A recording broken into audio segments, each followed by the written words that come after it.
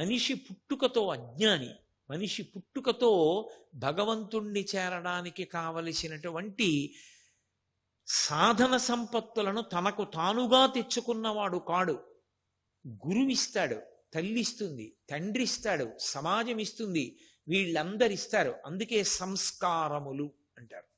ఈ సంస్కారములు చేస్తూ పెడతారు. అందుకే సనాతన ధర్మంలో ఆ సంస్కారములు కూడా 16 సంస్కారములు. 16వ సంస్కారము చిట్ట చివరిది ఏది అంటే అగ్ని సంస్కారము, అంత్యేష్టి సంస్కారం. శరీరాన్ని పట్టుకెళ్ళి కొడుకు హవిస్సుగా అగ్నిహోత్రంలో పడేయడం, అగ్నితోటే పూర్తి. కాబట్టి అటువంటి ఆ 16 సంస్కారములు ఏవి ఉన్నాయో అవి 16 చంద్రుని యొక్క కళలు, షోడశ సంస్కారములు అంటారు. ఈ సంస్కారముల వలన మనిషి అర్హతని పొందుతూ ఉంటాడు. ఈ పని చేయడానికి అర్హత పొందుతాడు. బ్రహ్మచారి ఉపనయనం చేసుకున్నాడు, గాయత్రి చేయడానికి అర్హత పొందాడు. గృహస్థు ధర్మపత్నిని స్వీకరించాడు, యజ్ఞయాగాదులు చెయ్యడానికి అర్హత పొందాడు. వానప్రస్థు వైరాగ్యాన్ని పొంది తపస్సు చేయడానికి అర్హత పొందాడు. సన్యాసి సర్వసంగ పరిత్యాగం చేసి శరీరం మీద భ్రాంతి విడిచిపెట్టేశాడు. ఇవన్నీ సంస్కారములే.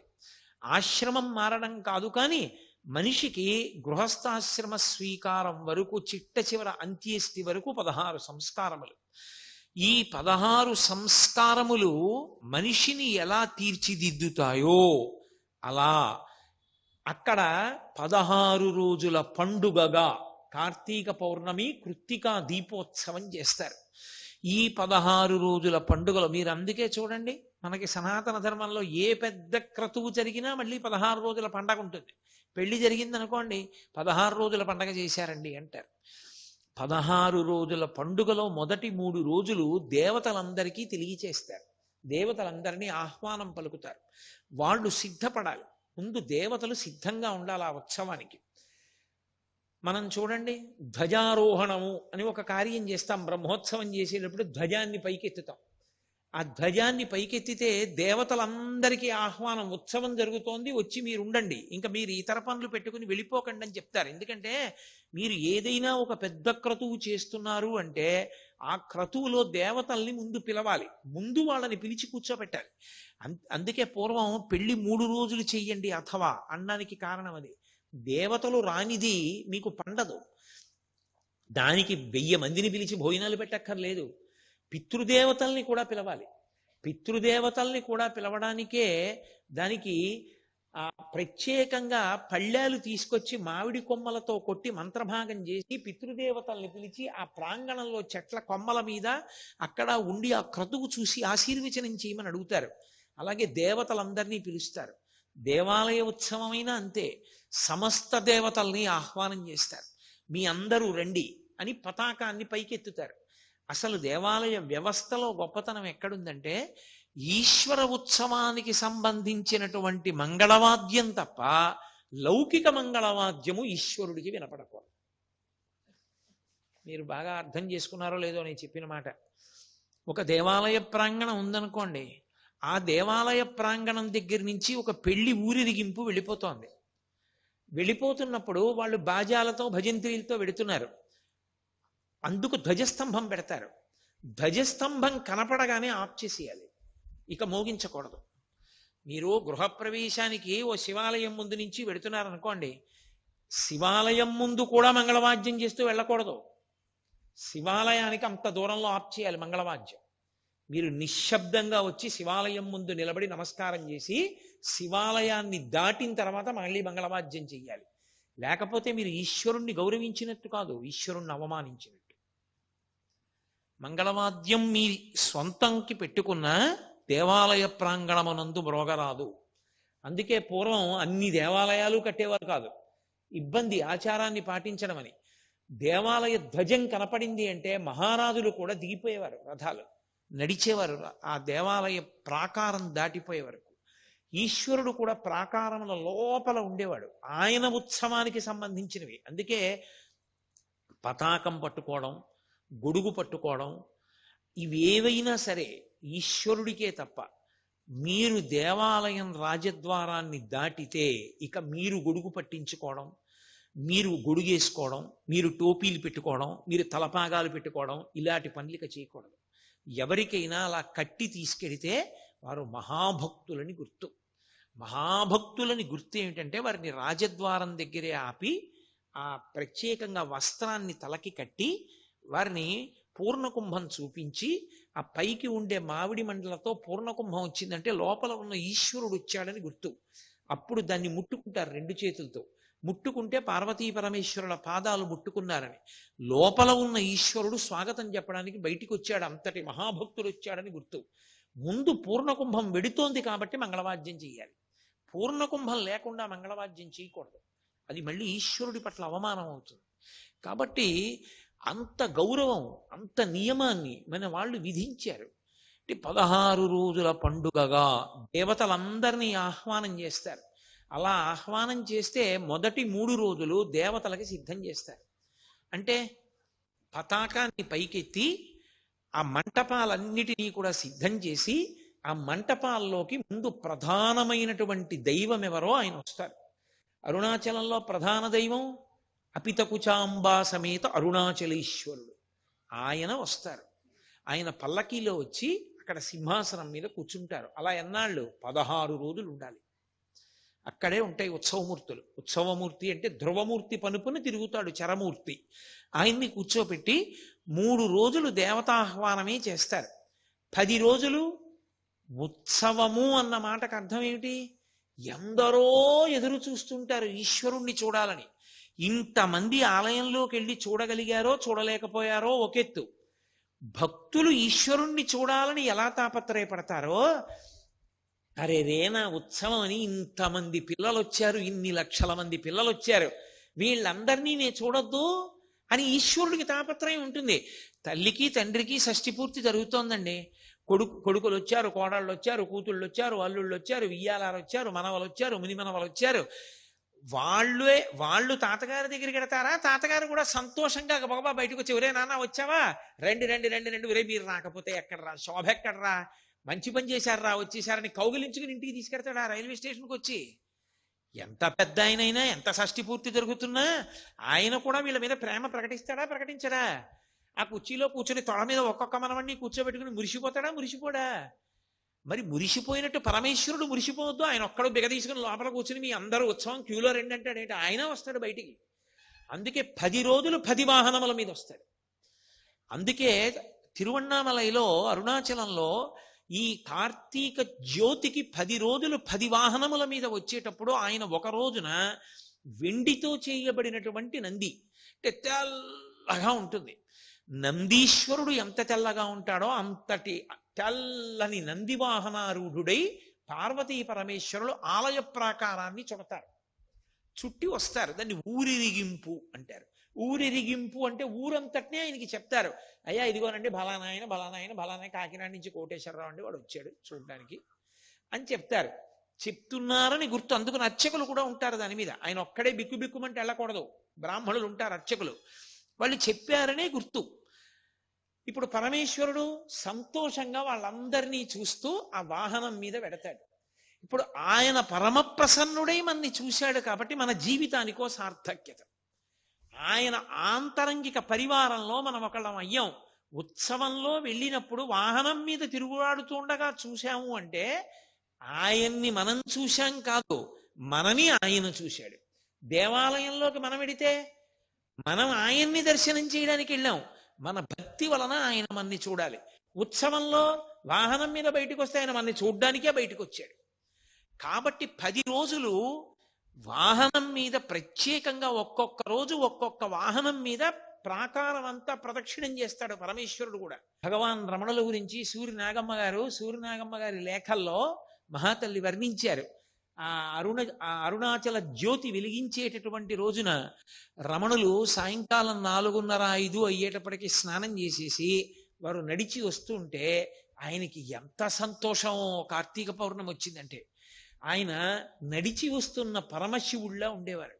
ఆయన నడిచి వస్తుంటే అక్కడ సోఫా వేసేవారు, పట్టె మంచం లాంటిది, దాని మీద వచ్చి కూర్చునేవారు. భక్తులందరూ గిన్నెల్లోనూ పళ్ళు పదార్థాలు అన్నీ తీసుకొచ్చి చుట్టూ పెట్టేవారు. బ్రాహ్మణులందరూ కూడా పక్కన నించుని ఉండేవారు. ఆ కొండ మీద అరుణాచల జ్యోతి వెలిగేది. రమణాశ్రమం వెనక గేట్లోంచి స్కందాశ్రమానికి వెళ్ళొచ్చు పైన. ఆ గేటుకి యువతల భగవాన్ రమణులు పడుకునేవారు. చుట్టూ అందరూ కూర్చునేవారు. ఒక పక్క పౌర్ణమి చంద్రుడు. ఆ జ్యోతిని వెలిగించగానే రమణుల సన్నిధానంలో కూడా బల్ల మీద జ్యోతి వెలిగించేవారు. వెలిగించగానే బ్రాహ్మణులందరూ లేచి నిలబడి నకర్మణాన ప్రజాధనీన త్యాగేనైకే అమృతత్వమానసు పరీడనాకం నిహితం గుహాయాం విభ్రాజతే తద్యతయో విశంతి అని కైవల్యోపనిషత్ మంత్రం చెప్పేవారు. మంత్రం చెప్పిన తర్వాత అప్పుడు రమణులు తనలో తాను ధ్యాన పారవస్యంలో ఉండేవారు. సూర్య నాగమ్మ గారు రాసుకున్నారు, నా జన్మ సౌభాగ్యం పండింది. ఒక పక్క చూస్తే ఆకాశంలో పౌర్ణమి నాటి చంద్రబింబం, ఓ పక్కిలా తల తిప్పితే కొండ మీద వెలుగుతున్నటువంటి జ్యోతి, ఒక పక్కిలా తల తిప్పితే ఆ జ్యోతి కాంతి ముఖం మీద పడుతుండగా పరవశించిపోతున్న అపరపరమేశ్వరుడు భగవాన్ రమణులు. ఏకకాలంలో మూడిటిని దర్శనం చేసి నా జన్మ ధన్యమైందని రాసుకున్నారు ఆవిడ. కాబట్టి రమణులు కూడా అంత పొంగిపోయేవారు. అన్ని గిన్నెల్లో పదార్థాన్ని నైవేద్యం పెట్టి అందరూ ప్రసాదంగా తీసుకుని గిరి ప్రదక్షిణానికి బయలుదేరిపోయేవారు. పరమేశ్వరుడు ఈ సమస్త బ్రహ్మాండాన్ని దేనితో నిర్మాణం చేశాడంటే పంచభూతములే. బయట పంచభూతములే, పిండాండమునందు పంచభూతములే. పృథివీ ఆపస్తేజో వాయు ఆకాశములు. బయట అవే ఉంటాయి, మట్టి ఉంటుంది, బయట ఆకాశము, బయట నీరు, బయట నిప్పు, బయట పృథివీ ఆపస్తేజో వాయు గాలి. ఇక్కడ పృథివీ, నీరు, గాలి, అగ్ని, వాయువు అవే ఉంటాయి. ఈ ఐదు ఒకదాంతో ఒకటి సమన్వయమైనంత కాలం బ్రతికున్నాడని గుర్తు. దీంతో ఇది సమన్వయం అవ్వకపోతే ఇది ఆగిపోయిందని గుర్తు. మీకు నేను ఒక ఉదాహరణ చెప్పాలి అంటే, ఇందులో పృథివీ లేదు. పృథివీ లేదంటే ఇందులో అన్నం లేదు, ఆకలేస్తోంది.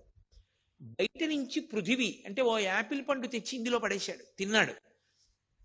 అందులో పృథివిలో ఉన్న యాపిల్ పండు అనే పృథివిని పిండాండం పుచ్చుకుంది, జీర్ణం చేసుకుంది.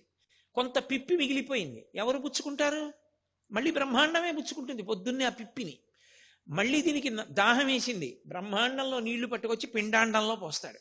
పిండాండంలో నీళ్లు మిగిలిపోయి బ్రహ్మాండంలో వదిలిపెట్టేస్తాడు. పిండాండానికి ఊపిరి వాయువు కావాలి, బ్రహ్మాండంలోంచి పుచ్చుకుంటాడు. మలినమైన వాయువు వదిలిపెట్టాలి, బ్రహ్మాండం పుచ్చుకుంటుంది. ఈ బ్రహ్మాండ పిండాండ సమన్వయమునకు జీవితం అని పేరు. బ్రహ్మాండంతో పిండాండం సమన్వయం అవ్వలేదనుకోండి, ఇది పుచ్చుకోవట్లేదు పృథివీ, నాకు అక్కర్లేదంటోంది, ఆకలి లేదు, ఏమీ అడగట్లేదు, తెచ్చి పెట్టారనుకోండి కక్కేస్తోంది, పుచ్చుకోదు. ఊపిరి బయట నుంచి ఊపిరిని లోపలికి తీసుకోవట్లేదు, లోపల ఊపిరిని బయటికి వదిలిపెట్టట్లేదు. బయట నీరు లోపల పోసుకోవట్లేదు, లోపల నీరు బయటికి విడిచిపెట్టట్లేదు, ఆగిపోయిందని గుర్తు. ఇప్పుడు ఇక పిండాండము బ్రహ్మాండముతో సమన్వయం కాకపోతే ఇక ఇది సమన్వయం కాదు, కాబట్టి ఇక ఇది ఉండడానికి వీలు లేదని ఈ పిండాండాన్ని బ్రహ్మాండంలోకి కొడుకు కలిపేస్తాడు అగ్నికార్యం ద్వారా. ఈ బ్రహ్మాండ పిండాండ సమన్వయానికి గుర్తుగా 5 భూతముల చేత పరమేశ్వరుడు ఈ ప్రపంచాన్నంతటినీ నిర్మాణం చేసి నిర్వహింపచేస్తున్నాడు అని చెప్పడానికి 5 దీపాలు వెలిగిస్తారు. ఈ 5 కూడా చిట్ట చివరికి పరమేశ్వరుడిలోనికి వెళ్ళిపోతాయి. పృథివీ ఆపస్తేజో వాయు ఆకాశములు 5 ఎవరిలోకి వెళ్ళిపోతాయంటే మహాప్రళయంలో పరమేశ్వరుడిలోకి వెళ్ళిపోతాయి. ఇంకా ఏమీ ఉండదు, ఆయన ఒక్కడే ఉంటాడు. ఆయన తప్ప వేరొకటి ఉండదు. బాగా శ్రీ విద్యా సంప్రదాయము, రామాయణ భారత భాగవతాది ఇతిహాసములతో ప్రవేశమున్నవారు, గొప్ప ఆచారకాండలో ప్రవేశమున్నవారు, చాలా చక్కగా ఆచార సంప్రదాయాల్ని పాటించేటటువంటి భక్తి తత్పరులు, వారికి కామకోటి శాస్త్రి గారని పేరు. ఆయన ఆ పరంపరలోని వారు. ఆ కామకోటి శాస్త్రి గారికి ఒక తమ్ముడు, ఆయన పేరు చిదంబర శాస్త్రి. ఈ కామకోటి శాస్త్రి గారు పరమ భగవద్భక్తితో కాంచీపురంలో జీవితం గడుపుతున్నారు. ఆయనకి ఒక కూతురు, ఆ కూతురు పేరు శేషమ్మ. ఆయనకి కూతురు ఉన్న ఆయన తన తమ్ముడైన చిదంబర శాస్త్రి యొక్క కుమార్తె, ఆమెని ప్రత్యేకంగా తన కుమార్తెగా ఆయన స్వీకరించారు. స్వీకరించి మరకతమ్మ అని పేరు ఆవిడికి. ఆ మరకతమ్మ గారిని ఆవిడ సాముద్రికం చూసి ఈమె చాలా గొప్పదవుతుంది అని దత్తత చేసుకున్నారు. తనకి కూతురు ఉన్నా కూడా తమ్ముడు కూతుర్ని. ఈ మరకతమ్మ గారికి 12వ సంవత్సరం వచ్చేటప్పటికి విశేషమైనటువంటి సంగీత ప్రావీణ్యం వచ్చింది. ఆవిడ తండ్రి గారు కీర్తనలు వ్రాసేవారు. తండ్రి గారు వ్రాసిన కీర్తనల్లో, ప్రత్యేకించి కామకోటి శాస్త్రి గారు వ్రాసిన కీర్తనల్లో అంబే శివే అన్న కీర్తన ఆవిడికి ఎంతో ప్రీతి. ఆవిడ ఎప్పుడు సంగీతం పాడుతూ ఉండేవారు. కామకోటి శాస్త్రి గారు ఇంత గొప్ప అమ్మాయి, ఈ అమ్మాయికి తగిన వరుణ్ణి వెతకాలి అని వెతికారు. వెతికితే ఆయన దగ్గరే శిష్యుడు వరదరాజన్ అని ఒక వ్యక్తి. ఆ వరదరాజన్ అన్న ఆయన గొప్ప జ్యోతిష శాస్త్ర ప్రకాండు, గ్రహాల యొక్క పరిశీలనాన్ని చాలా గొప్పగా చేసేవాడు. ఆయనకిచ్చి మరకతమ్మని వివాహం చేశారు. దంపతులిద్దరూ ఆదర్శ దాంపత్యం, ఎంతో సంతోషంగా ఉన్నారు. వరదరాజన్ మరకతమ్మ గార్ల దాంపత్యంలో గొప్పతనం కింద ఏం చెప్తారో తెలుసా? పెళ్ళైన దగ్గర నుంచి వరదరాజన్ గారు తను నిద్ర లేచేటప్పటికి తన భార్య నిద్రపోతుండగా కానీ, తను లేచి ఉండగా తన భార్య నిద్రపోవడం కానీ ఆయన ఎప్పుడూ చూడలేదు. అసలు వరదరాజన్ గారి జీవితం మొత్తంలో తన భార్య మరకతమ్మ నిద్రపోతుండగా ఆయన చూడలేదు. అంటే ఆయన నిద్ర లేవక ముందు ఆవిడ నిద్ర లేచేవారు. ఆయనకి కావలసిన ఏర్పాట్లన్నీ చేసేవారు. ఆయన నిద్రపోతున్నప్పుడు కాళ్ళొత్తి ఆయన నిద్రపోయిన తరువాత ఆవిడ నిద్రపోయేవారు. ఆవిడ ఇంటికొచ్చిన అతిథుల్ని అంత సత్కరించేవారు. అందుకని మధ్యాహ్న నిద్ర కూడా లేదు ఆవిడికి. యజమాని భర్త తెలివిగా ఉండగా ఆమె నిద్రపోయిన సందర్భం భర్తకే తెలియదు. అంతటి మహాపతివ్రత, అంతగా భర్తని అనుగమించింది ఆవిడ. చాలా సంవత్సరాలు అయిపోయింది, సంతానం మాత్రం కలగలేదు. ఏమిటి సంతానం కలగలేదు వీళ్ళకని వీళ్ళకన్నా కూడా ఎక్కువ బెంగ పెట్టుకున్నవారు కామకోటి శాస్త్రి గారు. ఈ పిల్లని దత్తత చేసుకున్నాను, ఈ పిల్ల యొక్క గుణగణాలని చూసి ఇంత మంచి పిల్ల అని ఈ పిల్లని వరదరాజన్కి ఇచ్చి వివాహం చేశాను, కానీ ఈ పిల్లకి సంతానం కలగలేదని బెంగ పెట్టుకుని ఆయన కామాక్షి పరదేవతని ప్రార్థన చేశారు. ప్రార్థన చేసి, అమ్మా నాకు తెలుసున్న జ్యోతిష్యంలో గ్రహాల కదలికలు చూసి వీరిద్దరూ ఒకరికొకరు తగిన వారిని వివాహం చేశాను, సంతానం కలగట్లేదు. సంతానం కలగనప్పుడు ఆ గృహస్థాశ్రమం విఫలమైపోట్లా, అమ్మ సంతానాన్ని కటాక్షించమ్మా వీళ్ళకి అని ప్రార్థన చేస్తే ఆయనకి అమ్మవారు ఆయనకి స్వప్న దర్శనమిచ్చి, స్వప్నంలో కనపడి, ఓ కామశాస్త్రి, నీ కుమార్తెకు ఆవు పాలలోంచి చల్ల చేసి పైకి తీసినటువంటి వెన్న నాకు పూజ చేసి నైవేద్యం పెట్టి ఆ వెన్న ఆమెకిచ్చి తినిపించు, జ్ఞానకళ ఆమె కడుపున పుడుతుంది అని. వెంటనే మరునాడు ఆయన ఆవు పాలు తోడు పెట్టినటువంటి పెరుగు చిలికితే వచ్చినటువంటి వెన్న తీసి కామాక్షి పరదేవతకి నైవేద్యం పెట్టారు. పెట్టి అమ్మని ప్రార్థన చేసి ఆ వెన్న తీసుకెళ్ళి మరకతమ్మ గారికి ఇచ్చారు. ఆ వెన్న తిన్న మరకతమ్మ గారు గర్భాన్ని ధరించి, పరమేశ్వరానుగ్రహం కలిగితే ఎంతసేపండి ఏదైనా, నమ్మిన వాడికి నమ్మినంత. కాబట్టి ఆమె గర్భం ధరించారు. ఆమె గర్భంలో హస్తా నక్షత్రంలో శనివారం నాడు ఒక మహాపురుషుడు ఒక ఆయన జన్మించాడు. ఆ పిల్లవాడు పుట్టినప్పుడే చూస్తే ఏదో చిన్న సూర్యబింబమా అన్నట్లు వెలిగిపోతున్నాడు. చూశాడు తాతగారు కామకోటి శాస్త్రి గారు, ఇంత గొప్ప పిల్లవాడు కామాక్షి పరదేవతానుగ్రహంతో పుట్టాడు, జ్ఞానకళ పుట్టబోతోంది అంది అమ్మవారు, వీడు ఎంతటి మహాజ్ఞాని కావాలో అనుకున్నాడు. అనుకుని శనివారం నాడు పుట్టాడు కనుక వెంకటేశ్వర స్వామి వారి యొక్క ప్రసాదంగా భావన చేసి ఆ పిల్లవానికి తన పూర్వీకుల యొక్క పేరుని గుర్తుంచుకుని శేషాద్రి అని నామకరణం చేశారు. ఆ పిల్లవాడు పెరిగి పెద్దవాడు అవుతున్నాడు. ఆయన ఎప్పుడూ తనలో తాను ఏదో చింతన చేస్తున్నట్లుగా ఉండేవాడు ఆ పిల్లాడు. ఒక రోజున ఆ తల్లిగారు మరకతమ్మ గారు రోజు కామాక్షి పరదేవత దర్శనానికి వెళ్ళేది. ఈ పిల్లవాడిని ఎత్తుకుని ఆవిడ వెడుతోంది. ఆ కామాక్షి దర్శనానికి వెడుతుంటే ఆ రహదారికి రెండు వైపులా అంగళ్లలో బొమ్మలు అమ్ముతున్నారు. ఈ పిల్లవాడు అమ్మ చంకలోంచి కిందకి దిగి మెల్లిగా పరిగెత్తుకుంటూ వెళ్ళి అప్పుడే కొట్టు తెరిచాడు ఒక వ్యక్తి. నవనీత కృష్ణుడు అంటారు. నవనీత కృష్ణుడు అంటే వెన్న తింటున్న కృష్ణుడు.